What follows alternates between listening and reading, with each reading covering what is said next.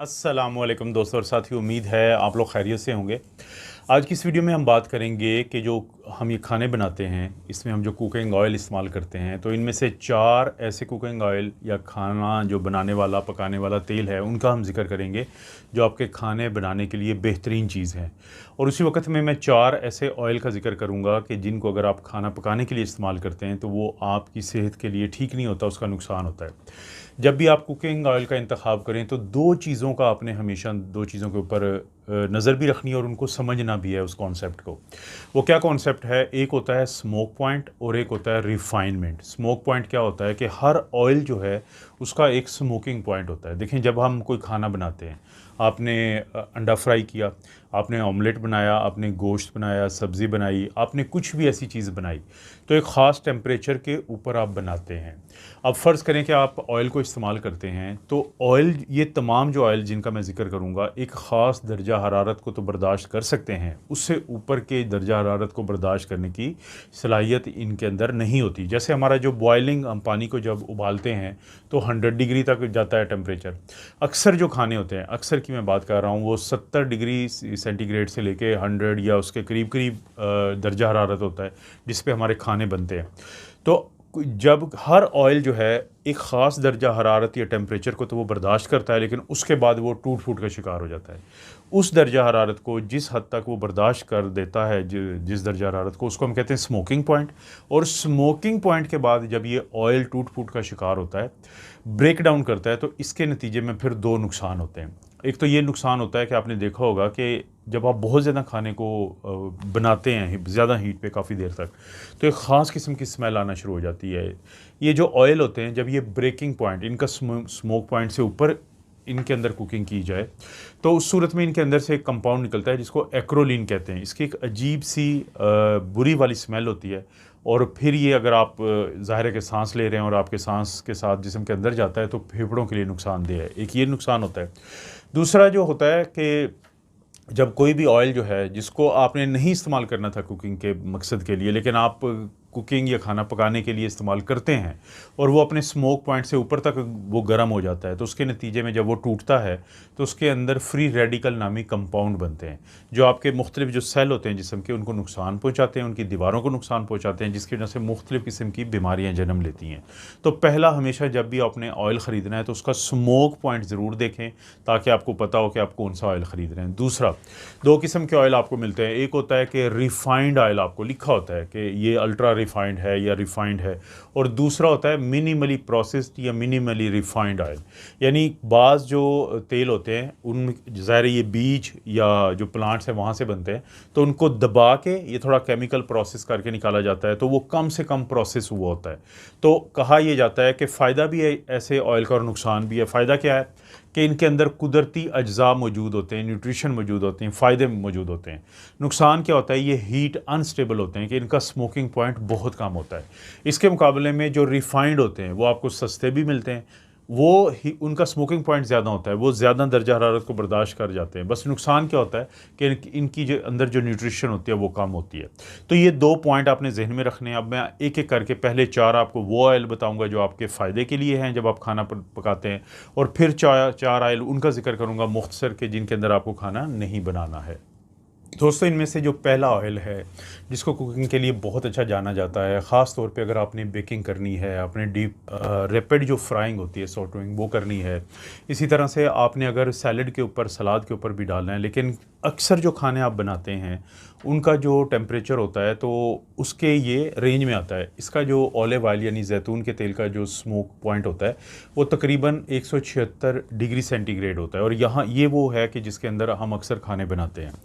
तो olive oil जो है, यही वजह है कि पूरी दुनिया में इसको पसंद किया जाता है, क्योंकि इसके अंदर कुछ ऐसी चीज़ें होती हैं, जैसे इसके अंदर विटामिन ई है जो एक बेहतरीन एंटीऑक्सीडेंट है, और इसी तरह से ओलिक एसिड एक ऐसी फ़ैट होती है जो मोनो अनसैचुरेटेड या अच्छे वाली फ़ैट है और एंटी इन्फ्लेमेटरी के तौर पे काम करती है। इसी तरह से और भी एंटीऑक्सीडेंट होते हैं, जैसे ओलियोकैंथल है इसके अंदर, और ओलियो यूरोपियन है।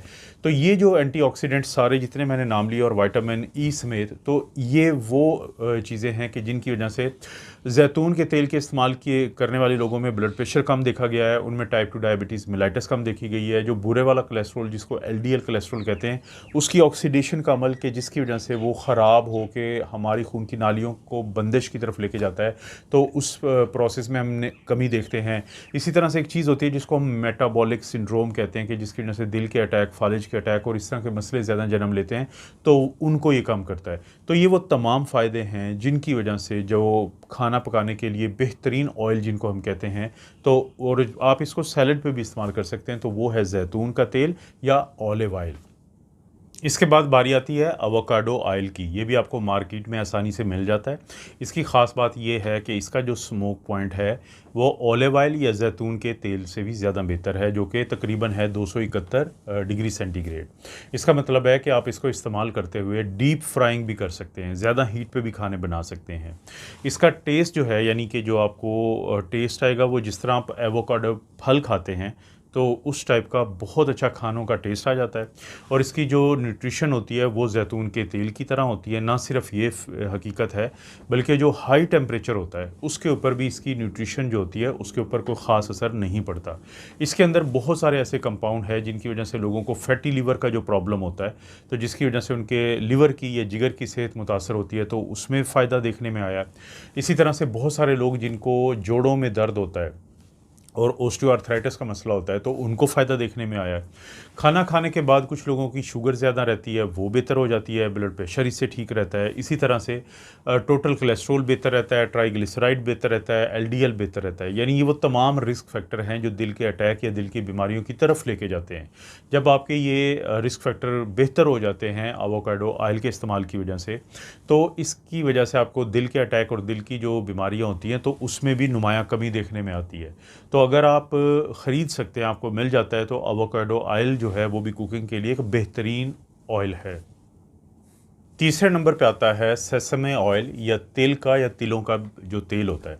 ये भी एक बेहतरीन कुकिंग ऑयल है क्योंकि इसका जो स्मोकिंग पॉइंट है वो 210 डिग्री सेंटीग्रेड है, यानी ऑलिव ऑयल से ऊपर है और एवोकाडो ऑयल से नीचे है। यानी इसके अंदर भी आप तकरीबन तमाम किस्म के जो खाने हैं वो बना सकते हैं।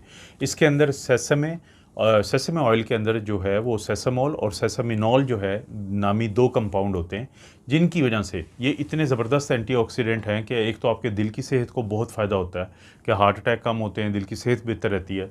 इसके अलावा ये आपके दिमागी सलाहियतों को बेहतर रखता है। दिमाग की कुछ ऐसी बीमारियां जो बढ़ती उम्र के साथ होती हैं, जैसे कि पार्किंसंस की बीमारी है, तो वो इन लोगों में कम देखी गई है जो सेसमे ऑयल का बाकायदा इस्तेमाल करते हैं। इसी तरह से नाश्ते के से पहले की शुगर यानी फास्टिंग ब्लड शुगर का कंट्रोल बेहतर होता है और 3 से 4 महीने की जो शुगर होती है, जो हम HbA1c या हीमोग्लोबिन A1c करवाते हैं, तो उसमें बेहतरी आती है। तो कोशिश करें कि ये भी वो कुकिंग ऑयल है कि जिसमें जो हीट स्टेबल होता है, आपके खाने भी इसमें अच्छे बन जाते हैं और आपकी सेहत भी बेहतरीन रहती है। 4 में से जो आखिरी वो कुकिंग ऑयल जो आपको इस्तेमाल करना चाहिए जिसके फ़ायदे हैं, वो है ज़ाफ़रान का तेल या सैफ़्लॉवर ऑयल। इसको बनाया जाता है कि ज़ाफ़रान का जो पौधा होता है उस पे बीज होते हैं, तो वहाँ से इसको तैयार किया जाता है। इसकी ख़ास बात ये है कि इसके अंदर बुरे वाले जो फ़ैट्स होते हैं, जिसको हम सैचुरेटेड फ़ैट्स कहते हैं, वो कम होते हैं, और जो अनसैचुरेटेड या अच्छे वाले फ़ैट्स होते हैं जैसे कि लिनोलिक एसिड और लिनोलेनिक एसिड, तो वो ज़्यादा होते हैं। मार्केट में आपको जाते हैं तो उस पर परसेंटेज लिखी होती है, जैसे 70% वाले जो होते हैं लिनोलिक एसिड वाले, तो उनके बारे में कहा जाता है कि ये आपको ज़्यादा फ़ायदा देते हैं। और वो फ़ायदा क्या होता है, ये दोनों वो अनसैचुरेटेड फ़ैट्स हैं जो बहुत अच्छे एंटीऑक्सीडेंट है और दिल की बीमारियों के ख़िलाफ़ एक हिफाजत देते हैं। तो ये दोस्तों 4 तो वो ऑयल हैं कि जिनके अंदर अगर आप कुकिंग करते हैं तो आपको इसका फ़ायदा होता है, नुकसान आपको तकरीबन ना होने के बराबर है। दोस्तों वीडियो के आखिर में हम बात करते हैं उन 4 ऑयल्स की कि जिनको आपने कुकिंग के लिए इस्तेमाल नहीं करना। इनका स्मोक पॉइंट जो है बहुत कम होता है और अगर आप इनको खाना पकाने के लिए इस्तेमाल करते हैं, कुकिंग के लिए इस्तेमाल करते हैं, तो फिर इनके अंदर ऐसी टूट फूट होती है कि जिसके नतीजे में ख़तरनाक किस्म के केमिकल या अज्जा पैदा होते हैं जो आपकी जो सेहत है उसको बहुत ख़राब कर सकते हैं। इनमें जो हालांकि ये बड़े अहम ऑयल हैं चारों की, अगर मैं बात करूं जैसे फ़िश ऑयल जो होता है उसके अंदर ओमेगा 3 फैटी एसिड बहुत अच्छा होता है, लेकिन आप इसको सैलड वगैरह पे तो डाल सकते हैं, कुकिंग मत करें इसमें।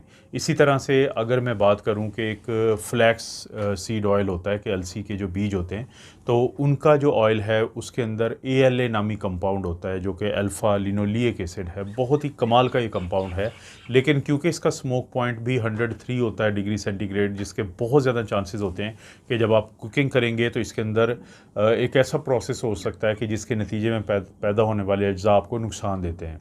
और यही हाल है वॉलनट ऑयल का। ये जो अखरोट का ऑयल होता है ये भी स्मोक पॉइंट इसका कम होता है, इसके अंदर ALA होता है जो कि दिल की सेहत के लिए बहुत अच्छी चीज़ है, लेकिन ये बाद में नुकसान देता है जब आप इसमें कुकिंग करें।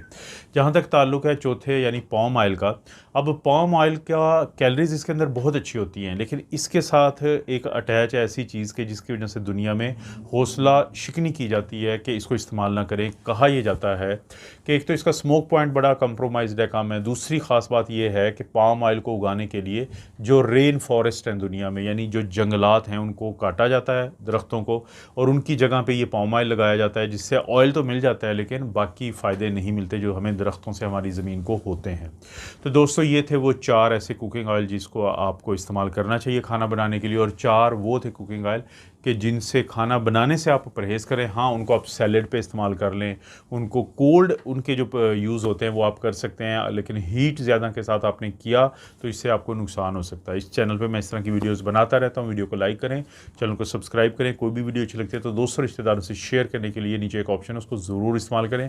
और अगर आपने वीडियो शेयर करनी है तो प्लीज़ सिर्फ वहाँ पर शेयर किया करें जहाँ पर उस दिलचस्पी के लोग हों जो इस मौजू में दिलचस्पी रखते हैं जिस वीडियो को आप शेयर करना चाहते हैं।